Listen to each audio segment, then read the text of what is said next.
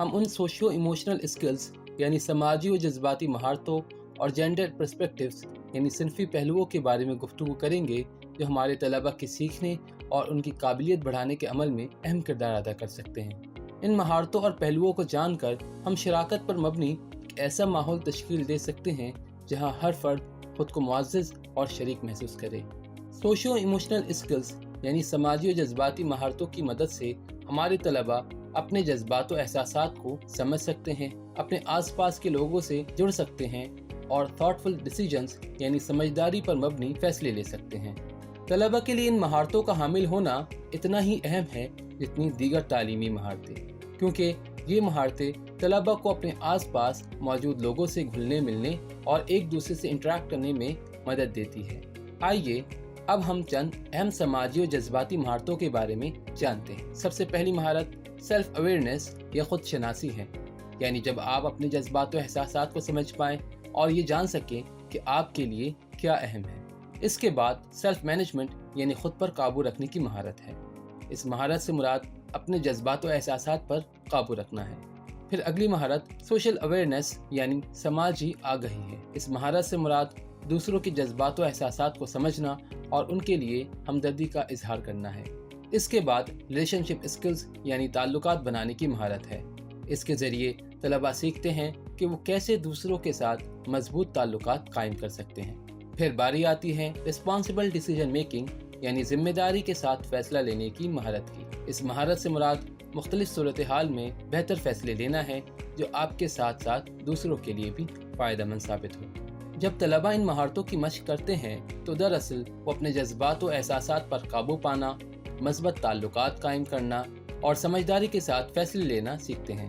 اپنی جماعتوں میں روزانہ کی بنیاد پر ان مہارتوں کی مشق کروانا فائدہ مند ہے۔ مثلاً گروپ ڈسکشنز یعنی مذاکرہ کرنے، ٹیم ورک یعنی مل جل کر کام کرنے اور پرابلم سالونگ ایکٹیویٹیز یعنی مسائل حل کرنے کی سرگرمیوں کی مشق کروا کے دراصل ہم طلبہ میں ان سماجی اور جذباتی مہارتوں کو زیادہ بہتر طریقے سے پیدا کر سکتے ہیں۔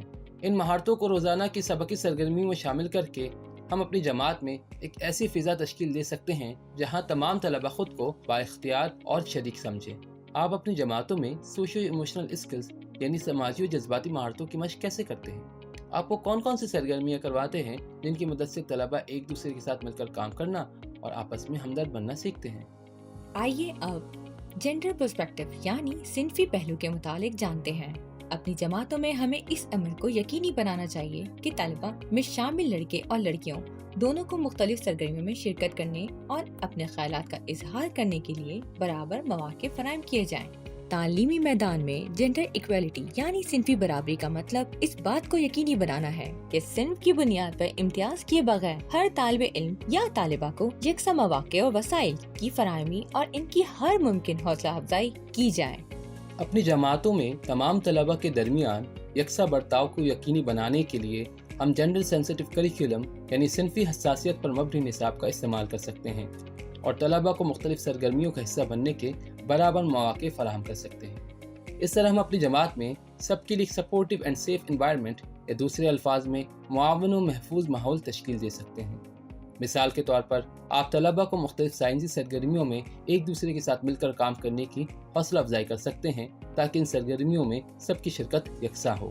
ایسی کہانیاں جس میں لڑکے اور لڑکیاں دونوں مل کر باورچی خانے میں کھانا پکا رہے ہوں اس کی ایک مثال ہے، کیونکہ ان کہانیوں سے یہ سبق ملتا ہے کہ ہم صنفی امتیاز سے بالاتر ہو کر آپس میں ہاتھ بٹا سکتے ہیں اور ایک دوسرے کی مدد کر سکتے ہیں۔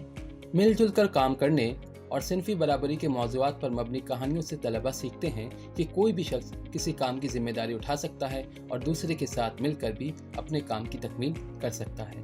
اسی طرح کوئی بھی ایسی کہانی جو ہمیں نئی جگہوں اور وہاں آباد نئے لوگوں کے بارے میں بتائے دراصل ہمیں ترغیب دیتی ہے کہ ہم مختلف ثقافتوں کو جاننے اور انہیں سمجھنے کے لیے ان سے متعلق سوالات پوچھیں۔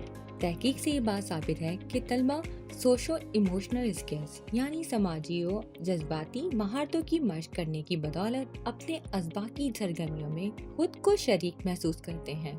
اسی طرح وہ تعلیمی لحاظ سے بہتر کارکردگی کا مظاہرہ کرنے کے ساتھ ساتھ اپنے ہم عمر ساتھیوں کے ساتھ بہتر اور مضبوط تعلقات بنانے کے قابل ہوتے ہیں۔ بھزا اوقات کچھ اساتذہ کو مختلف سرگرمیوں میں گروپ ڈائنامکس پر غور کرنا یا ایکول پارٹیسپیشن یعنی مساوی شرکت کو یقینی بنانا مشکل معلوم ہوتا ہے۔ اس کا ایک آسان حل تو یہ ہے کہ کسی بھی سرگرمی سے قبل ہی طلبہ کے سامنے ہدایات واضح کر دی جائیں اور ایک ایسا منظم طریقہ اختیار کیا جائے جس میں تمام طلبہ کو شرکت کرنے کا موقع مل سکے۔